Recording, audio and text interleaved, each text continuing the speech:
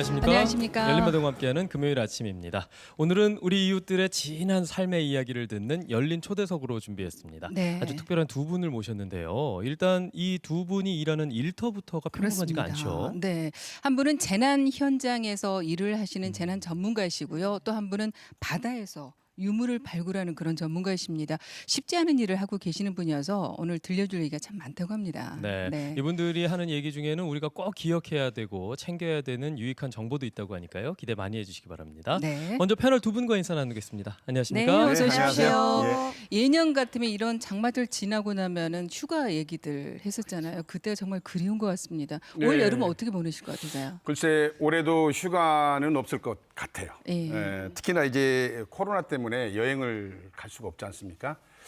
그렇지만은 반가운 소식이 하나 있습니다. 즐거운 일이 아마 있을 것 같아요. 바로 올림픽. 네. 곧 네. 그 휴가 기간에 올림픽이 아마 열리기 때문에 그 올림픽을 보면서 방아에서 콕 바꿔가지고 그냥 열심히 응원하면은 좋지 않을까 생각이 드는데 네. 사실 밖에 돌아다니다 보면은 이게 뭐 코로나 걱정, 그렇죠. 사람 걱정 예. 그러잖아요. 그렇죠. 그래서 제가 볼 때는 그런 걱정 없이 집에서 보내는 게 제일이지 않을까 생각이 듭니다. 네. 그래요. 집이 제일 안전하죠. 맞아요. 네. 여행 갔다가 돌아오면서 가방 내리면서 오메 우리 집이 제일로 좋고 편하다 이런 이야기 하잖아요. 예. 이게 집이 제일 안전한데 오늘 재난 전문가가 오시잖아요. 네.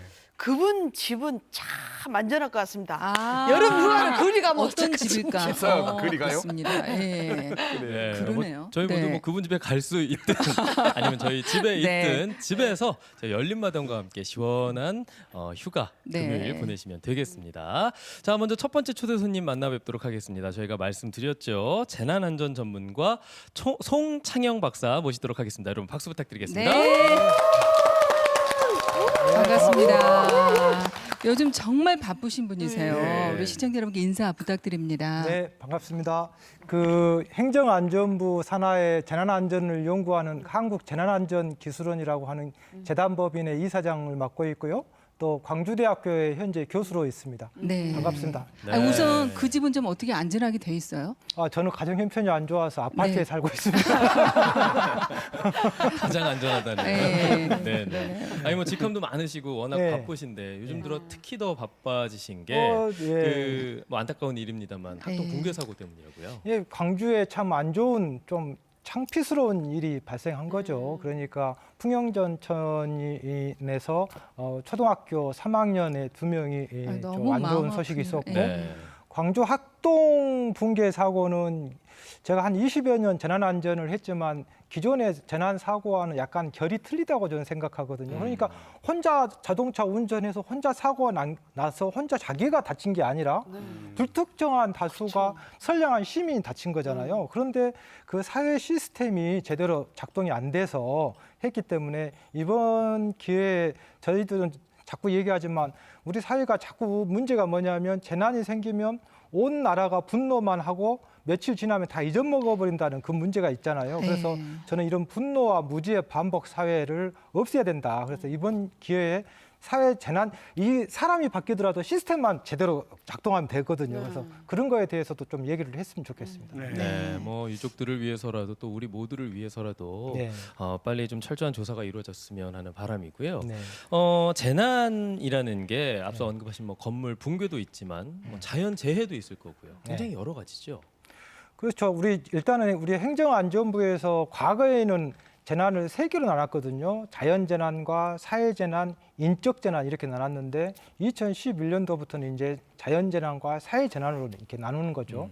근데 사실은 자연재난은 잘 아시다시피 태풍이라든가 홍수라든가 지진과 같은 건데 특히 태풍 같은 경우는 예측이 가능하죠. 왜냐하면 필리핀 반도부터 이렇게 올라오니까. 그렇죠. 예. 그래서 우리가 관심, 주의, 경계의 심각이라고 하는데 우리가 기상청에서 제주도에 올라오고 있어 이렇게 예비가 되지만 이번에 붕괴처럼 이런 것들은 화재라든가 붕괴라든가 감염병이라든가 이런 것들을 저희들이 이제 사회재난이라고 하는데 이 사회재난은 언제 어떻게 갑자기 오기 때문에 이거는 바로 심각 단계로 우리가 준비를 해야 되겠죠.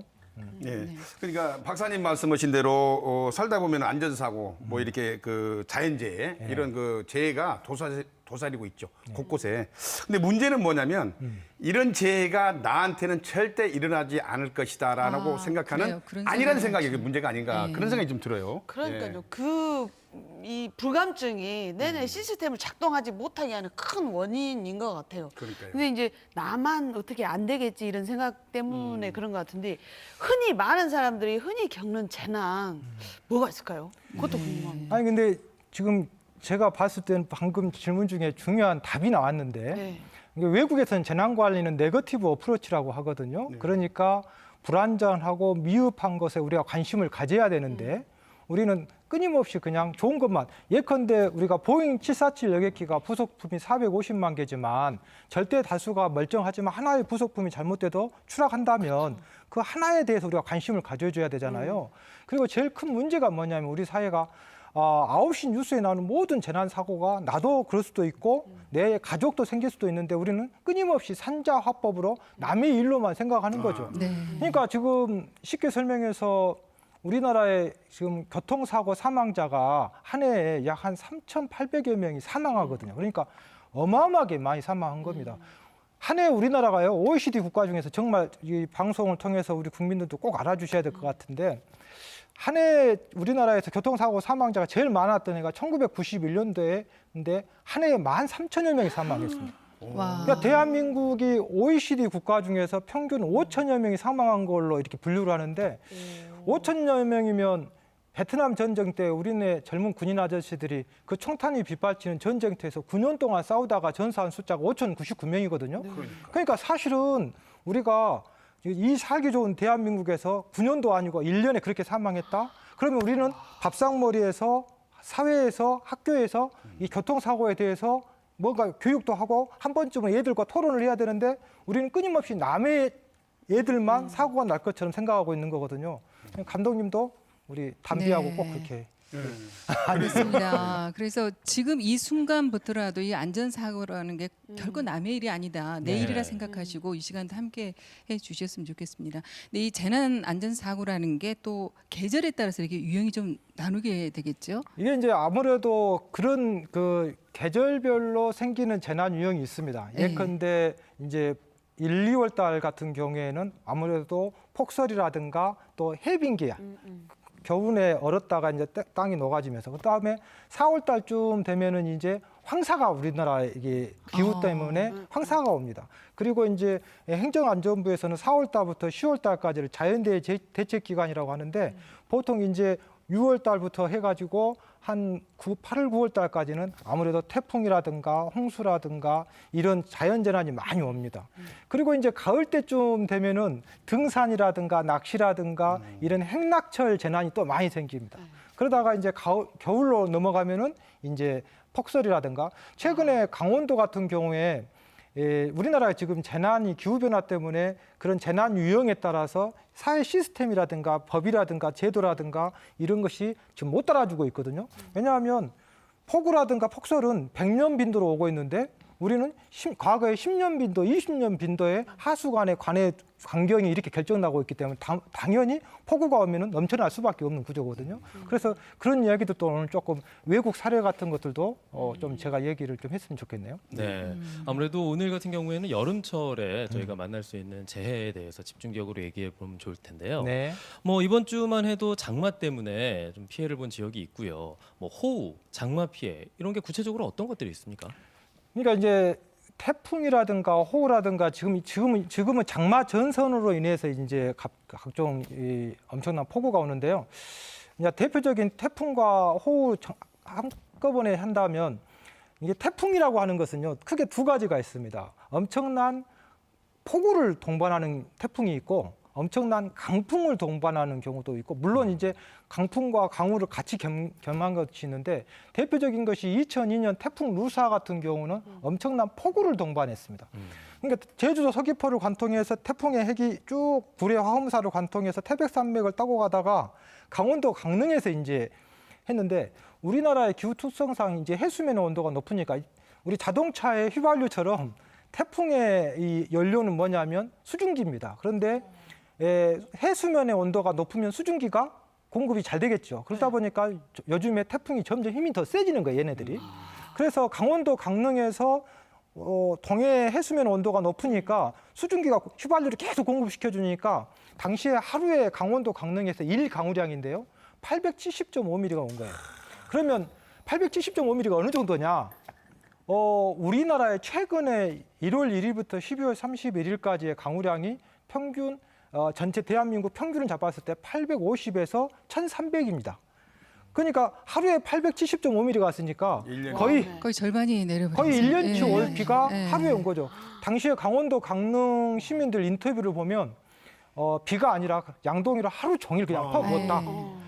얼마 전에 일본에서 엄청난 폭우 때문에 산사태도 일어나고 난리가 났거든요.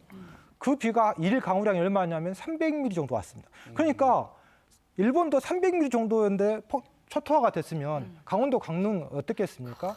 그다음에 2003년도 같은 경우는 이제 그 유명한 태풍 매미가 옵니다. 그렇죠. 그래서 예. 부산 쪽으로 이 태풍 매미가 왔는데 이거는 대표적으로 강우는 없었고 강풍이었죠. 그때 당시에 순간 최대 풍속이 얼마였냐? 775m/s예요. 그러면 75m/s면 시청자 여러분께서는 잘 헷갈리니까 우리가 자동차 운전하는 시속으로 환산해 보면 약 한 270km. 와.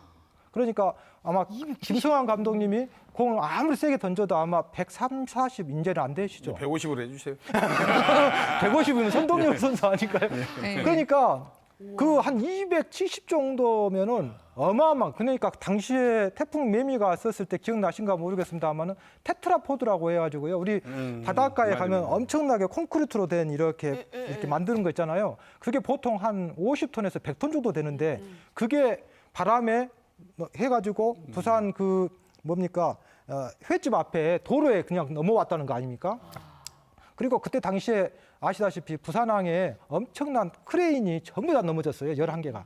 그러니까 바람 당시에 뭐 간판이라든가 그다음에 가로수라든가 이게 전부 다 뽑혔잖아요. 그런 특성이 있었고 또 2011년도에 또 특징이 하나가 뭐냐면 그 유명한 수도권에 한 2주 동안 이제 보통 비가 왔다가 멈춰줘야만이 좀 말라가지고 산사태 같은 것이 덜 하는데 그때 당시에는 한 2주 동안 계속 비가 온 거예요. 그러면 어떻게 되겠습니까? 그 유명한 우면산 산사태가 우면산. 일어났는데 우면산 산사태 여러분들 꼭 기억해 주셔야 될 것이 뭐냐면 그게 한 80m가 붕괴되는 시간이 한 50초였거든요. CCTV를 보면. 그러면 그걸 100m로 환산하면 한 6.25초예요. 100m가 붕괴되는. 그러면은 우사인 볼트도 그걸 우리가 이길 수 없잖아요. 거기 붕괴되는. 결국은 이 산사태는 무조건 피하고 봐야 됩니다. 네. 아, 이렇게 많은 재난을 우리가 견디면서 여기까지 왔구나라는 네. 생각도 순간 들고요. 특히 요즘은 그 비가 내리면서도 게릴라성이라고 하잖아요. 그렇죠. 갑자기 그것도 야간에 쏟아질 때 정말 무서운 것 같아요. 그러니까 운전 중에 그 배수가 안 되는 지역을 지날 때마다 사실 조금 겁이 나요. 예. 차 운전하고 확 튀지 않습니까? 근데 이제 문제는 지난번에 그 광주하고 부산에서 아마 그랬을 거예요. 지하도를 가다가 우리가 사람이 생각도 못할 일이죠. 지하도를 건너가는데 거기에 침수돼가지고 그 순간에 침수돼가지고 못 빠져나온다라는 것은 생상도 못할 일이지 않습니까? 근데 식대에 이제 목숨까지 다 잊어버렸잖아요. 네. 그래서 이 운전자들이 설마 하는 마음이 가장 문제인 것 같아요. 그러게요. 그런 내가 나한테 어떻게 이런 일이 생길까? 이게 문제가 되는 것 같아요. 그래서 결과적으로 못 빠져나와서 목숨까지 다 잃은 그런 일이 있죠. 네. 아니 그 뒷차 운전자가 나와가지고 구해주기도 하고 뭐 네. 하여튼 여러 가지 뉴스들이 있는데 만약에 도로에 이렇게 침수가 되면 생각만 해도 무섭는데요. 어떻게 해야 됩니까요? 이게 제가 팁을 하나 드릴까요? 네. 태풍, 홍수, 지진 각종 재난에서 그 생존하는 유일한 방법이 하나 있어요. 손자병법에도 나와 있는데 36개입니다. 네네네. 그런 무조건 재난 도망가고 현장에 가까이 피하고. 가지 않아야 돼요. 네. 그러니까 바다에도 가지 말아야 되고 불난 데도 가지 말아야 되고 물난리 난 데도 가지 말아야. 우리 옛날에 80대 노모가 60대 아들한테 차 조심해라잉, 네, 네. 불 조심해라잉. 이게 다 맞는 말씀이시거든요. 그러니까 재난 시에는 가능하면 안전한 곳에 또 대피하셔갖고 항상 이런 언론의 방송을 좀 귀 기울이시는 게 좋지. 괜히 그런데 구경하러 가시다가 더 큰 난리를 당하는 거죠. 네. 근데 만약에 그 현장을 피할 수 있으면 좋은데 네. 그 그래서 현장에 없는 경우도 있다. 있죠. 네. 네. 예를 들면 뭐 차 안에 있다. 네. 네. 그런데 갇혔다. 이럴 경우에는 뭐 비상용 망치라든지 이런 네. 것들이 꼭 필요한 거예요. 일단 문을 열고 나와야 되는 네, 거죠. 저 같은 경우는 이제 참고로 당황하지 마셔야 되고요. 첫 번째는. 두 번째는 이제 물이 차면은 우리가 보통 우리가 자동차를 운전할 때 침수란 용어를 쓰거든요. 자동차가 침수됐다. 그 자동차 침수를 기준이 뭐냐면 1번 지붕 위까지 물이 찼다. 아니면 내 얼굴까지 찼다. 가슴까지 찼다. 뭐 이렇게 있잖아요. 네. 정답은 뭐냐면 자동차 타이어가 잠기면 침수입니다. 저희들이. 일단 거기까지부터. 예. 왜냐하면 자동차 타이어가 전부 침수가 되면 우리가 조작이 안 됩니다. 왜냐하면 부력 때문에 얘가 이제 떠버립니다. 이게. 그리고 이제 우리나라 지금 자동차가 큰 문제가 뭐냐면 과거에는 어땠어요? 우리가 자동차 이 유리창을 내릴 때 돌렸잖아요. 네. 그렇죠. 다 한참 돌렸죠. 기계 수동으로 그렇죠. 요즘에는 전자식이었기 예. 때문에 한마디로 자동차가 컴퓨터가 다닌다고 생각하시면 됩니다. 그렇기 때문에 물이 잠겨버리면 모든 게 작동이 멈춰버립니다. 그러면 더 위험해지는 거죠. 자, 그렇게 했었을 때 물이 바깥에 엄청나게 이렇게 차 있는 상태에서 문을 열려면 절대 김성환 감독님도 안 되는 거예요. 예, 압력 때문에 절대 안 됩니다. 그러니까 물이 이제 스며들어서 사이사이로 물이 스며들어서 밖에와 안이 수위가 같았었을 때 이제 이런 저는 이거를 지금 가지고 왔는데 제 자동차 타이어 아니 자동차 앞 보조석 앞에 거기에다가 이렇게 넣어놨습니다. 그러니까 평상시때는 넣어놨다가 이머전시 상황이 되면 이걸로 보통 일반인들이 특히 여성분들은 아무리 발로 차거나 해도 유리창이 안 깨져요. 근데 이거는 조금만 뾰족한 부분이 있기 때문에 그냥 이 정도 충격만 줘도 그냥 네. 깨지거든요. 이거 꼭 하나 준비를 하셔야 되겠고 저는 개인적으로 이렇게 항상 우리 감독님은 항상 보셨겠지만 제가 호루라기를 항상 가지고 호루라기입니다. 다닙니다. 예. 1년 300일. 이 자동차 키에다가 아예 붙여 가지고 다닙니다. 이게 굉장히 좋은 게 교통사고가 나거나 아니면 살다 보면 이머전시 상황이 어떤 상황이 그렇죠. 많이 위험한 발생하잖아요. 순간이 있을 때. 그래서 제가 이거 갖고 많이 활용을 하고 있거든요. 예, 우리 호루라기 하나는 꼭 갖고 자동차 키에다 이렇게 끼 갖고 다니면 되니까 했으면 좋겠어요. 예. 그래요. 지금 망치하고 호루라기를 일단 보여주셔서 저 정도는 있어야 되겠다는 생각이 드는데 두 분 뭐 챙기는 게 있으실까요? 예. 지금 보는 순간에 저게 가지고 깨질까라는 생각을 했는데 잘 깨진다고 하니까 네. 믿고 네. 저걸 꼭 구입을 해야 되겠어. 근데 분명히 이제 제 차에도 아마 이게 있을 것 같은데 운전석 내부에는 이게 없는 것 같아요. 뒤에 뒤 아마 트렁크의 어쩌면 대부분. 뒤 트렁크에 네. 그 장비 안에 있는 것이 있지 않을까 싶어서 제가 오늘 우리 송 박사님이 저 얘기를 하시니까 저는 집에서 있는 이만한 거 장도리 같은 거 있지 않습니까? 딱 치면 금방 너무 깨지는 크지 않습니까? 운전석 옆에. 넣으면 되거든요. 이렇게. 그런가요? 앞에 네. 보조석에다가 딱 넣으면 되니까 저걸 구하든지 아니면 없으면 그거라도 하나 가지고 네. 갖다 놔야 될 거예요. 저는 이제 여성이어서 호루라기는 뭐 밤길 다닐 때도 좋을 것 같고 꼭 하나는 구입을 해야 되겠네요. 저 망치도 우리가 그냥 네. 살 수 있는 거죠. 네네네네. 세상에 저 작은 걸 준비를 안 이제 해놨는데 해야 될 것 같아요. 생각을 못 한 거예요. 사실. 아니 그러면 그렇게. 저 박사님 말씀하신 호루라기나 망치 말고 네. 두 분이 따로 챙기고 싶으신 건 없으세요? 혹시 저는 챙겨본 가끔은 밤에 무슨 네. 일이 생길지도 모르니까 후레쉬 같은 것은 제가 챙기거든요. 플래시. 근데 그 외에는 특별하게 차에다 챙길 것이 별로 없을 것 대부분 같아요. 그렇죠. 아마 대부분이 저렇지 않을까 싶은데요. 플래시 정도? 이게 이제 네. 이 부분이 신기한 게요. 제가 이제 일본하고 우리나라를 뭐 어떤 특정한 나라를 뭐 이렇게 두둔한 것은 아니지만 잘한 것은 잘했다고 해야 되니까 일본하고 우리나라하고 생김새는 비슷한데 특이한 게 완전히 생각이 틀린 게 우리는 재난이 생기면 공직자가 우리의 생명과 재산을 돌봐야 되는 거 아니야 하고 공직자들을 이렇게 뭐라고 하는데 일본 친구들은 재난에 태풍, 홍수, 지진 반복된 재난에 관보다는 내가 내 생명은 지켜야 되는 거 아니야? 스스로. 이런 게 되게 생각 차이가 심하게 차이가 납니다. 그래서 일본 애들은 얼라이브 기프트라는 것이 있어가지고 슈퍼에서 그런 것을 팝니다. 그래서 뭐 3일간 초콜릿 하나를 먹으면 3일간 고립이 돼도 생존할 수 있는 고열량에 또 10년간 썩지 않는 물 이런 것들을 키트라고 해가지고 그런 걸 팔거든요. 근데 되게 잘 팔려요. 걔네들은 일본 사람들은 그런 것들에 대해서 굉장히 많이 챙기고 있죠. 네. 아무래도 일본은 뭐 자연재해가 워낙 많은 맞습니다. 곳이다 보니까 더더욱 그런 것 같습니다. 지금 장마철 얘기했으니까요. 그 침수된 곳 지나가다 가끔 감전 사고 일어나는 경우 있거든요. 이거 어떻게 해야 이게 되나요? 감전 사고가 생각보다 특히 요즘철에 호우기에 굉장히 많습니다. 그렇기 네. 때문에 여러분들이 특히 첫 번째는 전신주 주변 가시지 않으셔야 됩니다. 전신주 주변에 아무래도 이 누전 때문에 많이 생길 수 있고요. 그 다음에 일단 특히 이제 집이 침수가 되잖아요. 그러면 집이 침수되신 분들은 이제 복귀하셔가지고 바로 그냥 차단기를 올려셔버리면 큰일 나거든요. 그러니까 한전에 반지를 신고를 해가지고 누전을 확인한 다음에 요즘에는 서비스가 너무 좋아가지고요. 전화만 하면 금방 와서 확인해 주시거든요. 예. 그리고 혹여나 주변에 어떤 분이 감전이 됐다. 그러면 네. 일단 119 신고부터 해주시고 그 다음에 이제 결연체 있죠. 고무 같은 것으로 해서 떨어뜨린 다음에 심폐소생술 같은 것을 해주셔야 될 것 같습니다. 네. 네. 주의하셔야 되겠고요. 요즘 받는 이 재난 문자 중에서 또 가장 많은 게 이 산사태인 것 맞아요. 같아요. 예. 네. 산사태 참 위험하기도 하고 좀 그렇죠. 이게 이제 우리나라의 특성인데요. 우리나라의 전체 국토의 한 7, 80%가 산으로 되어 있습니다. 그렇기 때문에 항상 우리는 그런 산사태 폭탄을 갖고 있다. 이렇게 생각을 하셔야 되겠고 우리나라 산사태 지금 시스템적으로 좀 문제가 있는 게 일단 산사태 맨 꼭대기는 산림청이 가지고 있고요.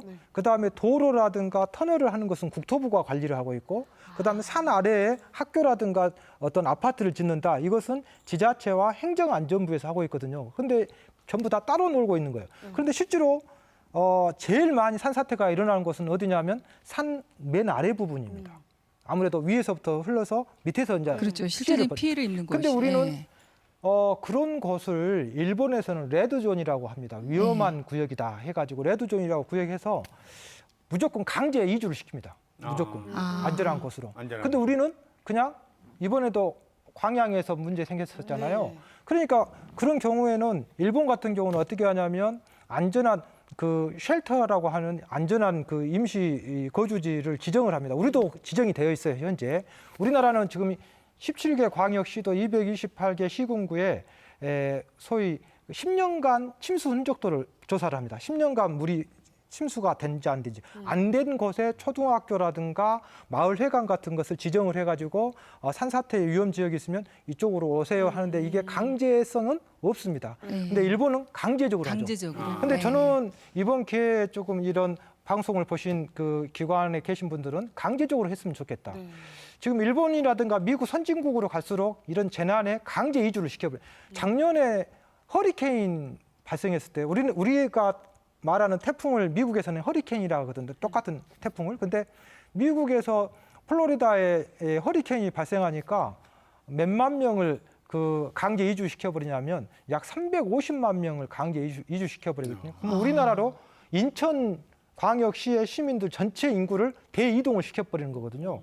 이게 열의 일명 없습니다. 누구나 무조건 강제 저는 그게 맞다고 생각해요. 네. 지금 뭐 말씀하셨던 게 어떻게 보면 이제 사회적인 국가적인 시스템인 네. 거잖아요. 네. 태풍이라든지 일본 말씀하셨지만 이렇게 시스템이 잘 갖춰져 있겠네요.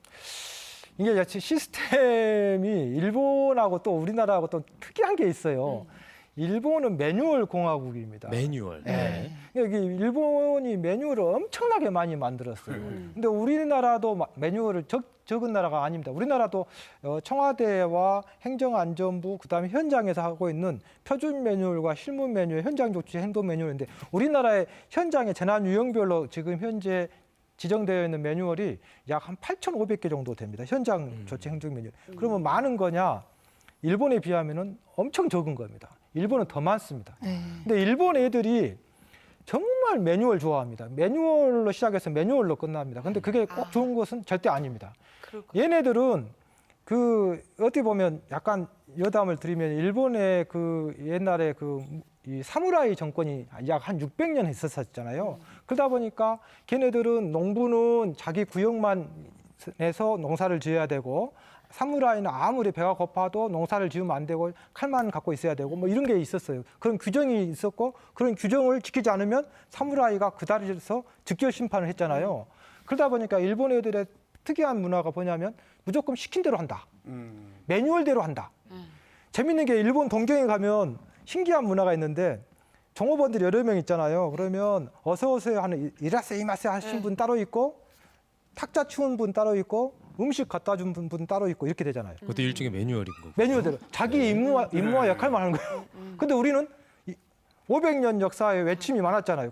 우리도 한반도가 약 920번의 외침이 있었거든요. 그러다 보니까 그때마다 행주 치마도 하기도 하고 뭐 이러다 보니까 임기응변이 있는 DNA를 갖고 있는 게 우리나라. 그러다 보니까 어서 오세요 하고 음식도 갖다 주고 물도 갖다 주고 탁자도 치우고 하잖아요. 매뉴얼이 꼭 좋은 것은 우리 실제로 휴대폰 사가지고 매뉴얼 다 보고 휴대폰 만진 거 아니잖아요. 그렇죠. 키고 네. 보죠. 하여튼 우리 국민성 순발력이라는 게 정말 맞습니다. 대단한 것 같습니다. 네, 몇 가지 대비책을 알려주셨는데 네. 각자가 알고 있는 또 대비책이 있는데 그 중에서 또 잘못 알고 있는 경우도 있어요. 글쎄요. 뭐가- 이제 저희 예. 이제 아파트 같은 경우에는 이제 유리 창문이 좀 큰 대형 유리 창이 이렇게 주로 많이 있지 않습니까? 예. 물론 옆에 이제 쪽문도 있긴 하겠지만 보통 사람들이 태풍이 오고 바람이 불면은 이것을 테이프를 뭐 X자로 이렇게 딱 그 붙여놓으면은 아. 이게 뭐 이렇게 만약 예를 들어서 파손이 된다 네, 하더라도 파편이. 네. 뭐 널리 튀어나가지 않는다 뭐 이런 이야기도 있는데 이게 실제로 그런 것인지 그거는- 제가 안 당해봐서 잘 모르겠습니다. 그거는 구식이고 이제 구식이에요? 신식으로 들어가면 양말 쪼가리 같은 거 이렇게 틈새 이게 흔들리니까 이 틈새에 이렇게 찔러 넣고 뽁뽁이를 열심히 붙여라. 아, 그렇죠? 유리창 뽁뽁이. 전체에. 네, 비닐로 된 거. 네네. 저는 이게 신식. 정남 씨는 2025년식. 진짜 그런 것은 보면 정말 꼼꼼하게 잘 하시는 것 같아요. 보면. 네. 네. 아, 태풍 앞도 좀 알아두시면 좋을 것 네. 같아요. 아 근데 네. 이제 일단 이건 두 분의 의견이고 전문가 이거 맞습니까? 네. 두 분 다 맞다고 해드릴게요. 근데 사실은 이제 이 얘기가 언제 나온 거냐면 2012년도에 나오기 시작한 거거든요. 네. 2012년도에 우리나라의 재난사에 또 특이한 게 있었어요. 보통 태풍이 한 해에 보통 1개에서 2개 왔거든요, 우리나라에. 근데 2012년도에 처음으로 우리나라에 5개가 옵니다, 그 해. 그리고 그 해에 또 특이한 게 보통 10월이 넘어가면 우리나라는 태풍이 이제 끝났다고 행정안전부에서 공식적으로 얘기를 해버리는데 그때 당시에는 12월 달에도 온 거예요. 왜냐하면 해수면 온도가 가을에도 높았기 때문에 수증기가 계속 공급되니까 태풍이 힘이 난 거예요. 그래서 보통 1년에 한두 번 올 태풍이 그때 당시에 5번 왔는데 그때 볼라벤, 덴빈, 삼바, 데니스 해갖고 엄청나게 온 거예요. 근데 특히 볼라벤이 이게 엄청난 강풍을 동반한 태풍이었어요. 비는 얼마 안 왔는데 강풍을 동반해갖고 그때 유리창이 많이 깨졌습니다. 그래서 이제 저한테도 전화가 엄청나게 그때도 많이 왔어요. 제일 많이 온 전화가 뭐냐면 이 청테이프 어떻게 하면 깨끗하게 띄느냐. 아, 일단 붙이긴 했는데. 네. 그런데 이제 휘발유를 이용해서 한다고 하는데 사실은 이제 저희들이 실험을 한번 해봤어요. 해봤더니 그런 것도 도움이 어느 정도 되지만 실제로 파괴 메커니즘은 뭐 때문에 파괴 메커니즘이 되냐면 신축한 지 얼마 안 된 유리창이 오히려 파괴가 안 되고 오래된 이 유리창이 파괴된 이유가 다다다다다 이렇게 유격 때문에 반복된 충격 때문에 그래서 요즘에는 어떻게 하라고 하냐면 저희들이 방송에서 그 틈이 움직이지 않도록 고정을 해라. 그래서 아까 전에 양말. 양말이라든가 이런 것으로 고정을 시키는 것이 오히려 더 좋겠다. 네, 그 방법도 꼭 기억해 두시기 네. 바랍니다. 또 장마 지나고 나면은 정말 이제 폭염이 또 찾아올 그렇죠. 겁니다. 근데 이런 폭염으로 인한 사망자 그렇게 많은가요? 오늘 질문 중에서 제일 중요한 질문이었던 것 같아요. 폭염. 저 개인적으로. 왜냐하면 현재 한반도에 지금 한 100여 년 동안 저희들이 통계 분석을 해보면 각종 태풍, 홍수, 지진, 자연재난 중에 한반도에서 가장 많은 사망자를 낸 것은 태풍이나 홍수나 뭐 이런 것이 아니라 이 폭염입니다. 그러니까 이 폭염은 잘 아시다시피 막 그런 얘기 많이 있잖아요. 조용한 살인마다 이렇게 얘기를 하는데 잘 아시다시피 그 북한의 김일성 주석이 사망한 해가 언제냐면 1994년도. 네. 94년. 그 해 우리나라에 폭염이 엄청나게 더웠습니다. 맞아요. 그 해 우리나라에서 한 해에 이 한 여름에 폭염의 사망자가 3,384명입니다. 그러니까 어마어마하게 많. 근데 이게 폭염의 사망자가 왜 많냐면 바로 인식 부족이죠. 그러니까 태풍이나 홍수가 오면 위험하다 이렇게 하는데 밭에서 콩 매시는 아주머니들은 조금 더워도 좀만 더 하지 하다가 돌이킬 수 없는 위험에 이렇게 되는 거죠.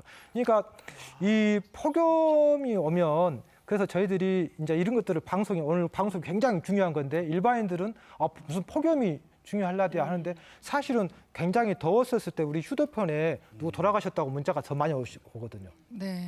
주의를 꼭 해주셔야 될 것 같습니다. 그래요. 오늘 제가 생활 속에서 다가오는 이 재난에 대해서 대처할 수 있는 방법을 네. 알려주셨습니다. 아주 유익한 정보를 알려주셨는데 이런 걸 많이 알고 계시기 때문에 개인 평소의 안전의식이 다른 사람에 비교하면 아주 그러니까요. 남다를 것 같아요. 일단 두 가지 제가 첫 번째는 힘들어요. 왜냐하면 너무 많이 한 알고 20여 년 계셔서. 동안 네. 안 좋은 것만 봐야 되고 그걸 강의해야 되고 연구해야 되고 책 써야 되고 하다 보니까 뭐 인생 뭐 있나 이런 거가 있어요. 그래서 또 제가 없었던 이제 폐쇄 공포증이라든가 공황장애 비슷한 것이 이제 약 먹을 정도는 아닌데 혹은 그런 거 안 좋은 것만 자꾸 충격을 보니까 그러면서도 저는 이제 자꾸 재난 전문가라고 주변에서 이제 이렇게 하다 보니까 아무래도 신호도 지켜야 될 것 같고 네. 자동차 속도도 해야 될 것 같고 수도승처럼 이제 지내야 되는 거죠. 근데 제가 꼭 주변 분들한테 꼭 그 부탁드리고 싶은 게 오늘도 약속 이 시간 방송하기 전에 꽤 빨리 왔거든요. 한 30분 전 이상 저는 항상 약속 장소 오는데 그 약속 시간에 좀 일찍 출발하는 것을 우리가 생활화했으면 좋겠다. 이 약속 시간에 30분 전, 1시간 전에 도착하게 여유 있게 이 운전을 하잖아요. 그러면 그야말로 수도승 운전이 되는데 이제 시간에 촉박하게 출발을 하면 이제 조폭, 깡패 운전이 그러지 않아도 여유가 없죠. 맞아요. 예. 그러다 보면 신호 위반도 하고 과속도 하게 되고 그러다 보면 사고가 나는 거잖아요. 그래서 내가 일찍 출발하면은 부처님 운전이 되어 가지고 먼저 가세요 이렇게 되는 거잖아요. 그래서 에이. 좀 여유 있게 출발했으면 좋겠네요. 네. 정말 우리가 꼭 지켜야 되고 기억해야 될 많은 정보들을 알려주셨습니다. 네. 네, 뭐 재난에 있어서 또 안전에 있어서 저희도 많은 걸 배우는 뜻깊은 시간이었습니다. 네. 네, 오늘 말씀 여기까지 함께해 주셔서 듣겠습니다. 고맙습니다. 고맙습니다. 네.